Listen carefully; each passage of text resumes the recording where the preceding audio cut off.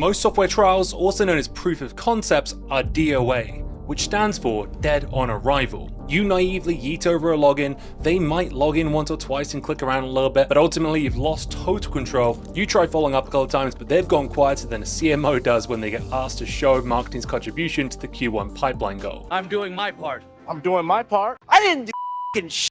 Look, if you're out there handing out trials without a real plan, you're just setting yourself up to lose. This used to be a massive problem for me as well. The moment a buyer requested a trial, it was like the kiss of death for my deals. But it doesn't have to be this way. So today, I'm gonna walk you through the strict 5-step process that I use to manage my trials that stopped them from going dark, kept my deal alive, kept the buyer engaged, and in some cases got the buyer more excited to buy my software than I was to sell the bloody thing. And before we jump in, I want to say a big thank you to Storylane for sponsoring this video. More on how they play into this situation later. Let's level set real quick. Here's the brutal truth. A lot of the time when a customer says, hey, can we grab a trial? We want to test this thing out a little bit. What they're actually saying is, hey, we're not ready to make a decision. So we're gonna ask for a trial to buy time and avoid telling you that we're not confident and we don't see the value in your product. So that's where step 1 of the 5-step process comes in. You gotta validate the need. When someone says, hey, can we grab a trial or can we run a proof of concept of this? The first thing out of your mouth should be, okay, happy to do that. What would you be looking to achieve in the trial? If they give you some fluffy, oh, we just want to explore, click around, get a feel for it, you gotta pump those brakes because you want measurable, specific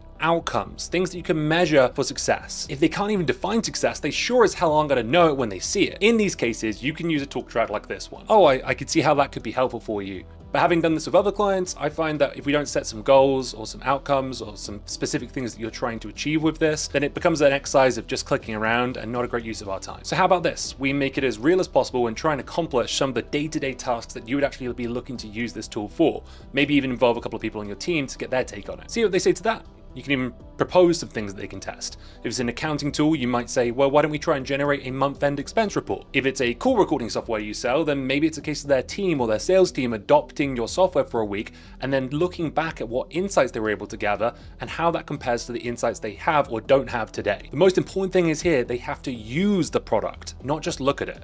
If you suggest these things and they're still pushing back, then that suggests to me that there's actually another objection there, and this request for a trial was a red herring. You got to dig in, ask some questions, and figure out what their concern is. If they won't commit to testing the tool, then they're probably never going to end up buying it, let's be real. Once you've validated the request and maybe asked them what they're looking to achieve or even propose some and they agree to them, that's where you want to get to step 2, which is creating a trial plan. Build out a mini project plan. Figure out the time frame that's going to be needed to achieve the task that you mentioned. Write down and record clear, mutually agreed, measurable goals for the time period. Identify if end users are going to be involved and who they are if so. And also schedule clear check-in meetings. So this is when the trial's going to start. We're going to have a check-in in the middle to make sure we're moving towards where we're looking to go. And at the end, we're going to regroup to discuss how we went. And here's the magic question that you need to ask before kicking off. If we achieve these outcomes that we just agreed on, will you feel comfortable moving forward with the product? If the answer isn't a clear yes, again, pump those brakes, figure out what else is missing. Can they be addressed up front? Can they be addressed before you trial? Are they going to be things that are going to kill the deal even if the trial goes amazingly? Step 3, create the trial itself. Now you want to try and reduce as much lift from their team as possible,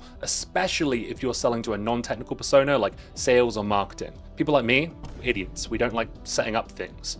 So try and have a trial instance built out and ready for them, customized to their unique use case, ready to start using almost immediately. And if you want a cheat code for keeping your deals on track without burdening yourself with a ton of admin work, that's where today's sponsor Storylane can come in. Storylane lets you create guided, custom, templated demo and trial environments that you fully control. That means instead of handing them over the keys to the car and just hoping they don't crash, you can instead guide them through a curated interactive version of your product that teaches them as they go. Buyers get to experience the value of using your product without getting lost or confused, and you get to stay in control. So if you want to skip the landmine of self-serve trials and actually close deals, check out Storylane. There is a link, ironically, to a trial in the description of this video. Now keep in mind, once you've created a trial environment or set them up with a new account, you're always going to make sure that end users feel very comfortable using it. That's where you might want to do a kickoff call or a training session with them. This will allow you to build some rapport with some more members of the team, multi-thread the deal wider and deeper, and ensure any unanswered questions they have are answered before they jump in. The penultimate step, step number 4, you got to track engagement. Are they logging in? How often are they logging in? What tasks have they accomplished so far? Have pre-planned check-ins and provide walkthroughs, tutorials, videos, help articles and guides that can allow them to be the most successful. Ideally, track all those resources that you send them so you can see if they're engaging with them. I've even seen seen some people set up individual Slack channels with each of the trial members so they can always ask questions, kind of like a mini help desk. AI and knowledge bases can be your friend here. If they're not engaging with the trial, you got to intervene early, otherwise this deal is going to die quietly. Which brings us to the final step, regroup and close.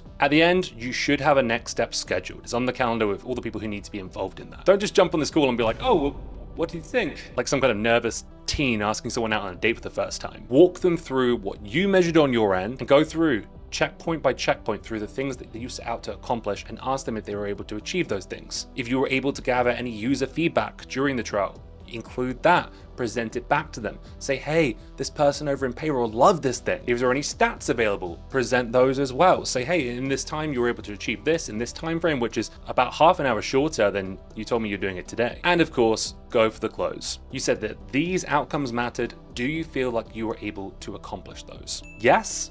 Great. In that case, let's move forward as we agreed. If they say no, okay, what do we miss? Is it on our end, your end? What's the dealio here? And are those things actually going to be addressed during a full implementation or rollout? All right, so you might be thinking, well, this sounds like a fucking ton of work, and I don't really want to do that for every single customer who requests a trial, and which again is the reason why you have to validate upfront. And it's also why I believe the best trial process is avoiding a trial to begin with. If a lot of your buyers, like more than half, are begging for a trial on every single deal, that tells me that something's probably missing from your sales process. It's a sign that you haven't done the necessary work to earn their trust and confidence yet. A solid discovery where you fully understand their needs, a clear demo tailored to their use case, and a little bit of social proof go a long way in avoiding all of this. Good selling can make trials feel totally unnecessary. Lazy selling, however, makes trials feel mandatory. Pick your lane, diagnose the real problem, and solve that. And if you feel like this video has been a good trial of the type of content you would like to see more of, then consider liking, following, subscribing, pushing all my buttons. Then that'll make it more likely that you're going to see more tactical guides on this type of thing,